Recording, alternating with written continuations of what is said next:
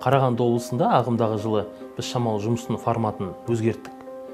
Өйткені шыны керек, осы жылға дейінгі атқарылған жұмыстың формалары шамалы өзін ескергенін көрсетті.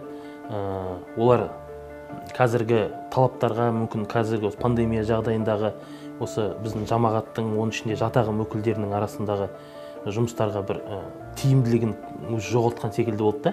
200-ге тарта әйелді қаланың шетіне шығарып, психологиялық, теологиялық ықпал ету жұмыстарын жасадық. Оларға психолог кереккен, оларға дәрігер кереккен, оларға заңгерлер кереккен. Бармайды, ояққа қысылады. Ол жамағаттың өзінің бір комплекстері бар. Ол діни сұрақтар бойынша комплекстер болуы. 2018-ден, 19-дан бастап бет қаратпай жүрген азаматтарымыздың өзі кәдімгідей сондай іс-шараларға қатысу арқылы жақсы диалогтар орнатып, жалпы сондай бір кішігірім жеңістеріміз бар.